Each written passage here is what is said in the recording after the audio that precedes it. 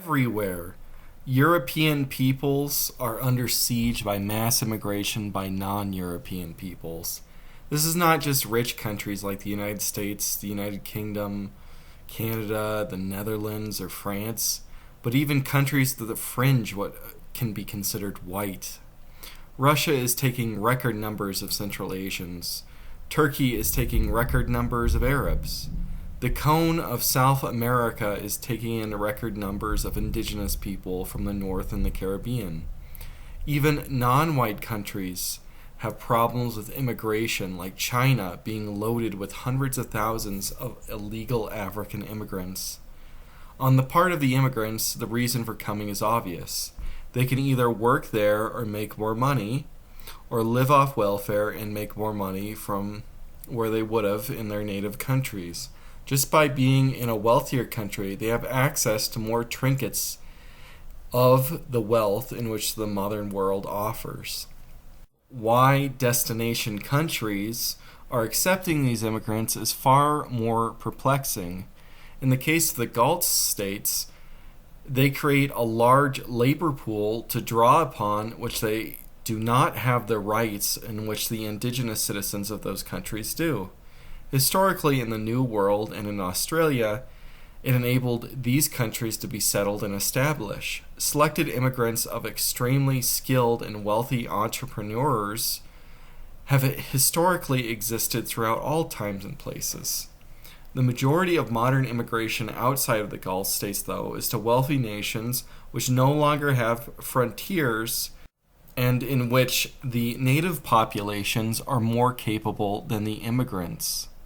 These peoples are coming into countries which receive no benefit from them. In fact, they are demonstrably a hindrance in multiple ways. When they work, they bring down wages for the native population. When they don't work, they provide costly dependence upon the state who absorb the welfare that the native population would have been able to take advantage of. They make housing much more expensive for the native population and bring down the native birth rate due to the competition for housing. They do more crime than the native population, including the most serious forms of crime, such as rape, human trafficking, terrorism, and murder. They provide the countries to which they are migrating to no advantage. The question remains then, why do these countries take them in? Well, the answer is that it is highly beneficial for the elite to take them in. By taking these immigrants, the state creates a client group. The political faction which brings them does so in the hope that these client groups will remain subservient in their support. Frequently, it is the left-wing parties that take them in, but not always, as seen in, let's say, the Conservative Party in modern Great Britain. But almost always, other than that, it's the left-wing parties, and they do so in the belief that these people and that their children will be thankful for bringing them into the country. More importantly, though, the left-wing parties know that these third-world immigrants will be less productive economically and become more dependent upon the welfare state. The welfare state supports them, and the third-world immigrants will support them due to the fear-mongering of racism. Let's back up, though. Why do political factions or political parties want groups they can have so that they can have a patron and client relationship with them? Well, that's the best way to guarantee political support. To depend upon the dividends of economic policies to determine voter support for your party at the polls isn't very reliable. And it's much more reliable to have the guaranteed support base who will vote for you if you just pay them with benefits to do so. The system of patronage is, of course, the default of democracy, and it is integral to any version of democracy. Final outcome of any democratic system, if it were left to run indefinitely, is for the poor to pillage the possessions of the wealthy through the apparatus of the state via voting.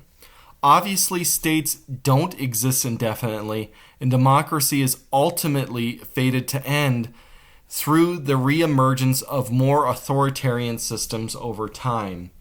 Part of the reason that this growth of the state and march to centralized planning is inbuilt in democracy is that the party which supports free markets is much reduced in its ability to acquire patrons.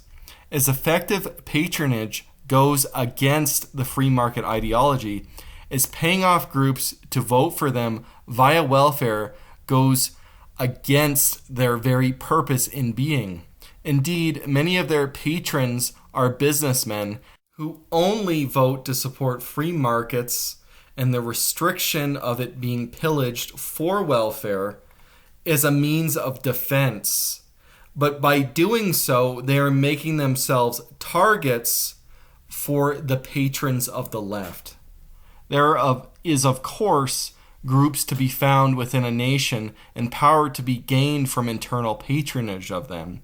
There were pre-existing internal minorities, as an example being the black populace of the United States. There are veterans and the benefits which the state rewards them for their service. They are patrons. And there is unionized labor which rewards the party which supports them most in their quest to gain more benefits for the worker. The reality, though, is that these patron groups found within a country will eventually be exhausted. Immigrants, though, are brought into the country and can be added into the existing voter base indefinitely. They are the easiest and least expensive patron group to capture. All you really have to do is wait for them to get citizenship. And you can force this slowing of citizenship or their illegal immigration status. You can make that into a wedge issue and force their citizenship sooner as your patrons. This all means that the ultimate cheat code in democracy is importing a voter base to support your faction. While this may come as a detriment as the native-born population may form its own faction, that may in fact just be a short-term worry, as that you can bring in definite immigrants infinitely and just drown them out. That native group, they're split among themselves because some of them have divergent interests as they are part of already existing patron groups which are being exploited by the system. So it is very seldom that the native-born population will be fully unified in opposition to immigration. It's just one issue amongst many to them. If you have these patron groups, let's say union workers or feminists, if they can be maintained despite this mass immigration, then the voices opposing immigration, they can be drowned out with the brown flood, which ultimately makes the native population a minority within their own country.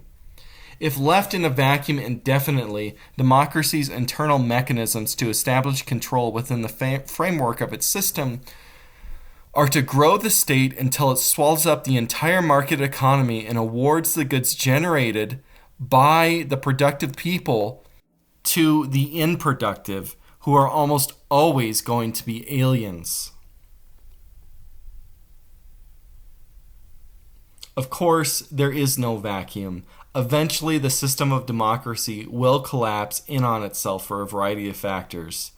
Be it the dictators who want power centered around them personally will form up, be it that politicized militaries or paramilitaries will overthrow the state, or that more radical leftists will overthrow the system because the total state wasn't formed fast enough, or be it the population of citizens becomes incapable of running democracy as it becomes more and more filled with incapable immigrants and descendants of immigrants, or that the entire economic system eventually collapses into warfare and is no longer a favorable destination for immigrants. If there is not a coup, communist revolution, some kind of centralizing demagogic figure that will end democracy, before whites are made a minority, then democracy will be collapsed, though, when whites are a minority. As we look around the world, the ability to run a democracy is associated with intelligence. While there are outliers, generally the more intelligent the country, the more effective its democracy, and the less intelligent and less effective that democracy is. While democracy is the default globally right now, whether or not it functions, that is a matrix of America's power, both soft power and hard power. Once the United States ceases to become an effective democracy, whether that be through whites being a minority or whites nearly becoming one, but that the system is no longer capable of being run due to the rapid decline of human welfare within it, then global democracy will enter a recession with the United States if it has not done so already. And the age of democracy and the age of liberalism will come to an end. But that age of liberalism and democracy, will have left immense destruction in its wake, including the disenfranchisement or perhaps even genocide of the Earth's most productive and creative populations.